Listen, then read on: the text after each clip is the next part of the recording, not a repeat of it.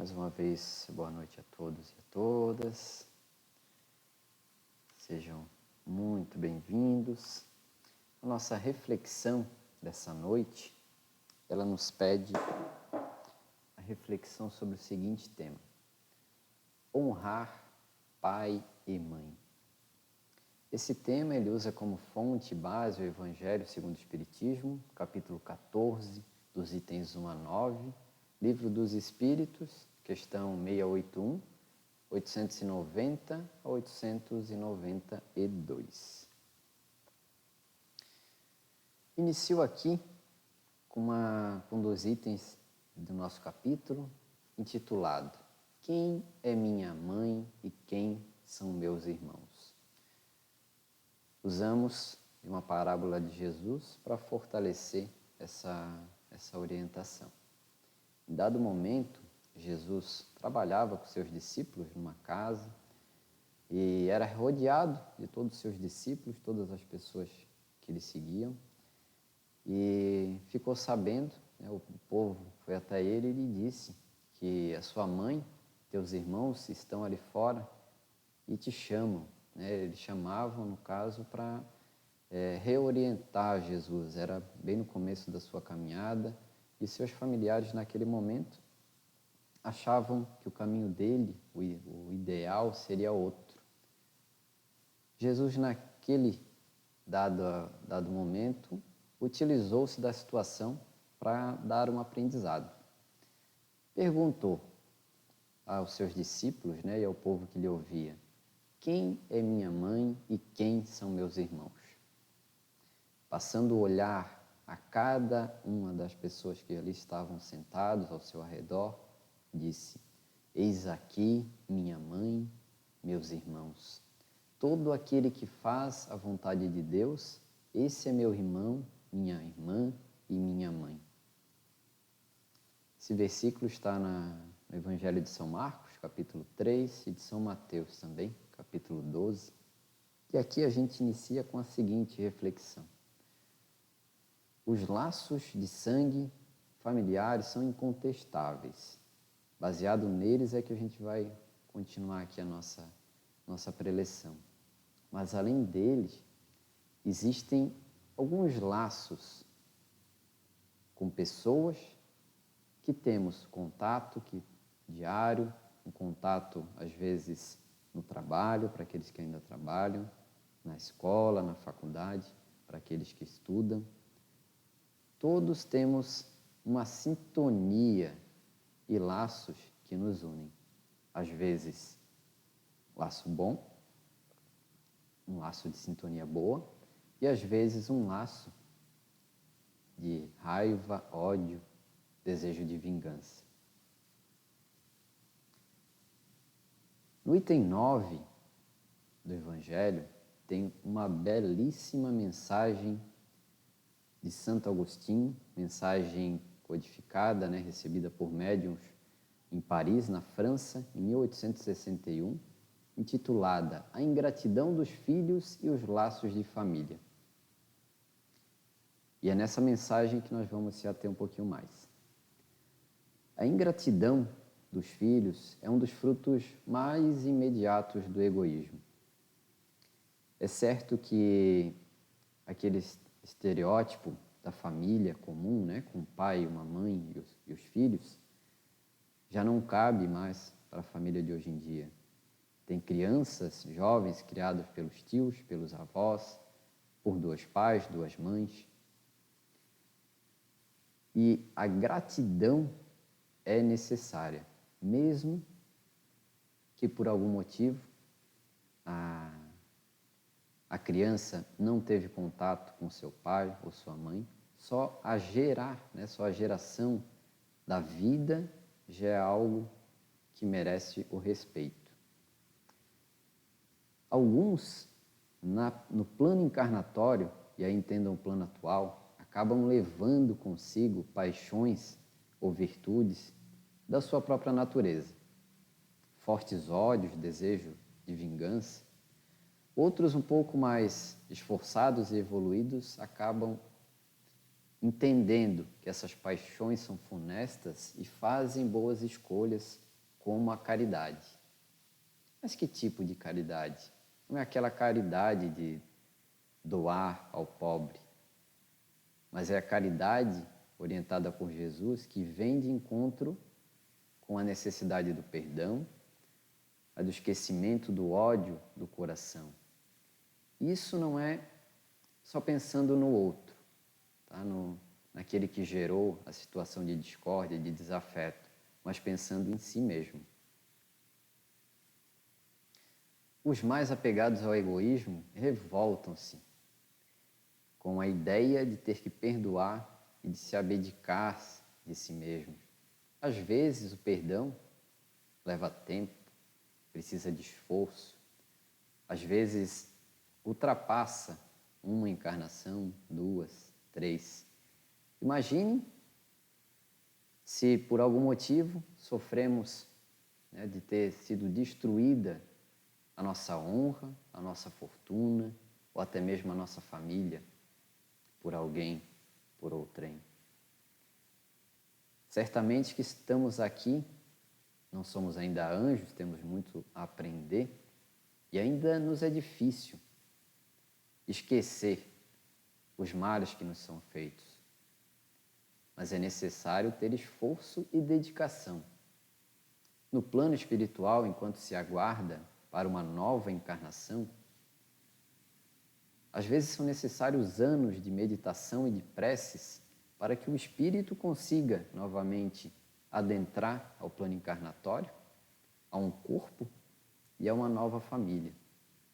E às vezes ele acaba tendo a necessidade, e até por pedido próprio, de adentrar a uma família onde os laços que se ligam não são de afetos, ao contrário, são de desafetos. E qual seria a sua conduta perante esse tipo de família?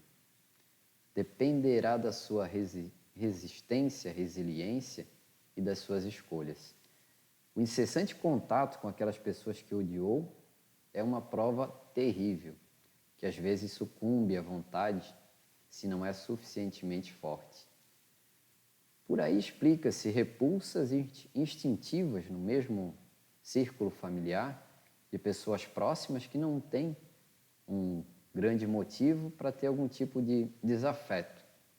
Algo que fica no íntimo, carregado normalmente de experiências anteriores.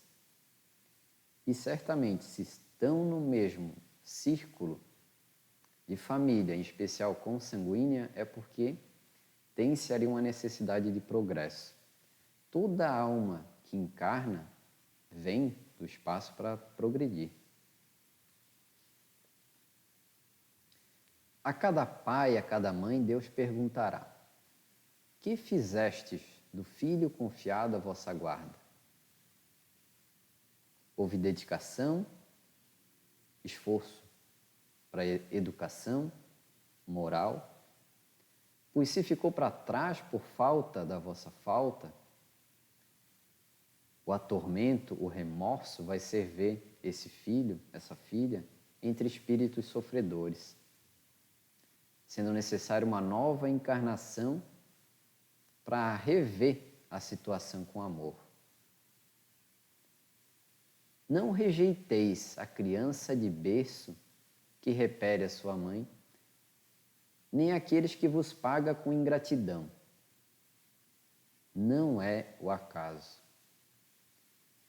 Uma intuição imperfeita do passado se revela, e um ou outro já odiou muito, ou foi muito ofendido.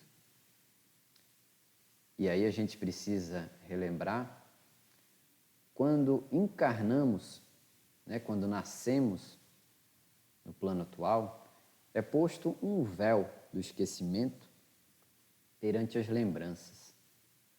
Caso contrário, já iniciaríamos uma nova existência carregados de ódio, de rancor, às vezes humilhado por erros passados. Isso tudo certamente nos atormentaria ainda mais. Mas essa intuição imperfeita está lá no nosso íntimo e ainda pode ser sentida. A tarefa não é fácil. Ela não exige o saber do mundo. E aqui eu grifo uma frase do Santo Agostinho. Tanto o ignorante quanto o sábio podem cumpri-la. Ou seja, não precisamos ter mestrado, doutorado para criar, né, os filhos ou as pessoas que temos um grande laço, para conduzir esse laço da maneira mais sábia. O laço que falamos aqui e o progresso é o moral. Para os pais, é importante saber que nas crianças e até em certa etapa da adolescência é possível moldar o caráter do indivíduo. Grifo outra frase. Fazei como o bom jardineiro, que arranca os brotos daninhos à medida que os vê despontar na árvore. Mas não é devido carregar o filho pela encarnação toda. Quando os pais fizeram tudo o que podiam ao adiantamento moral, deram amparo, e se não conseguiram bom resultado, porque uma coisa é orientar, é dar estrutura, é dar base, a outra coisa é que o retorno do outro lado também aconteça. Isso também depende do esforço da pessoa do outro lado. Então, nem sempre o resultado acontece, mas não veja e não espere repreensões. A consciência pode ficar tranquila e Deus certamente reservará uma grande consolação. Um dia o filho ingrato, o filho pródigo, recompensará com seu amor. Lembremos da parábola de Jesus, do filho pródigo. Recebeu a fortuna do seu pai, pediu tudo que tinha direito e foi para o mundo. Usufruiu dessa fortuna, gastou tudo que podia e que não podia, acabou-se se enfiando em várias situações humilhantes, degradantes, passando fome e tendo que humildemente recorrer de volta ao seu pai, pedindo pouso, pedindo uma casa e um trabalho como os seus servos, que ele só conseguiu aprender depois que perdeu tudo. O filho ingrato retorna à casa e recompensa com seu amor. Santo Agostinho também traz uma frase que eu achei muito interessante. É muito rica essa passagem do Evangelho. As duras provas, ouve-me bem, quase sempre são indício de um final de sofrimento e de aperfeiçoamento do espírito. Quando essas provas são aceitas como uma preparação para chegar a Deus. E aqui eu convido a todos para ampliar um pouco mais a visão da família. Criamos laços de afeto com pessoas que convivemos e de desafeto também, na família, na sociedade. Esses laços crescem entre a relação das pessoas de outras cidades, de outros países e, sim, de toda a nossa humanidade. Temos laços que nos ligam em toda a nossa humanidade. Sintonia espiritual. Além, é claro, vivemos hoje uma pandemia que nos mostra que a doença da China afeta as pessoas em cada lugar do planeta. O individualismo não tem espaço. Temos uma egrégora mundial sendo trabalhada nesse momento da pandemia. Certamente uma prova dura, um momento de sofrimento, mas algo que traz o aperfeiçoamento dos espíritos de maneira global. Espero, sinceramente, que a humanidade consiga aproveitar o máximo possível desse momento. E isso cabe o esforço a cada um de nós. Quando tiverdes saído do turbilhão do mundo terreno, aí sereis aclamados como o soldado que sai vitorioso de um combate. Toda encarnação é difícil, tá? Não tem encarnação no plano atual, que ainda estamos num momento de transição, de provas e expiações no nosso planeta para um novo, uma nova egrégora de regeneração. Então, nossa encarnação é feita de altos e baixos. Para alguns, em dado momento, mais baixos do que alto, em outro, mais altos do que baixo. E numa nova encarnação, normalmente isso muda, para que o aprendizado seja em todas as áreas do conhecimento moral. As provas mais difíceis não são as materiais.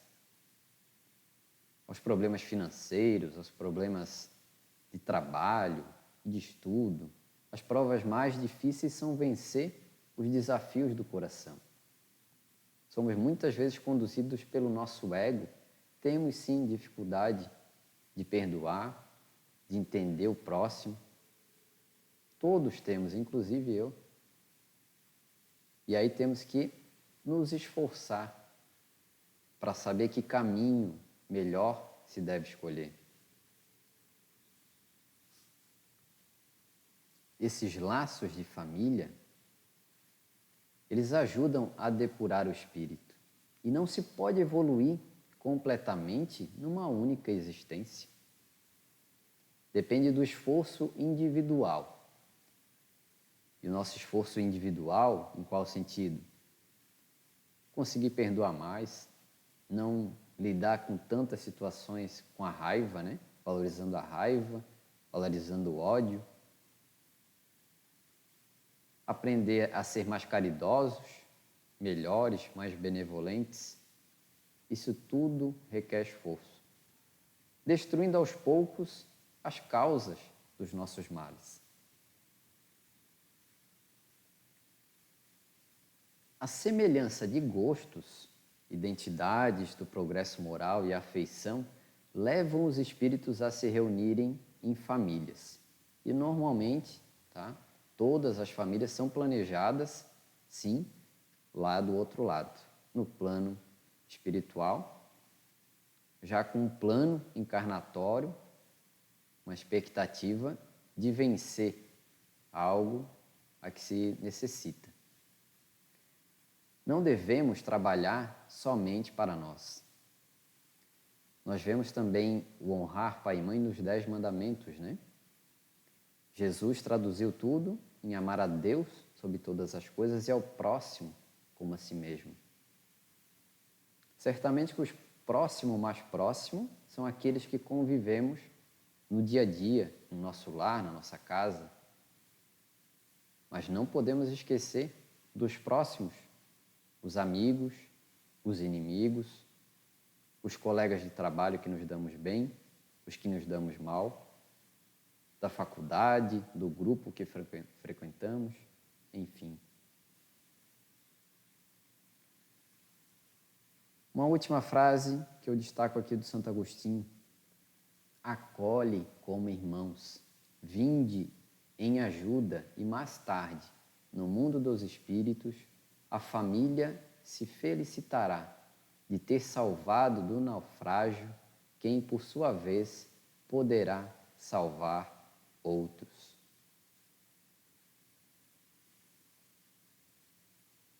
É certo que nascem pessoas de diferentes situações, de diferentes desejos numa mesma família. É importante o esforço dos membros para tentar sempre ajudar. Mas é papel do indivíduo e o esforço do indivíduo fazer as suas escolhas. Temos que ter a consciência tranquila no esforço. Na nossa família, como sociedade e como humanidade. E que assim seja. Graças a Deus.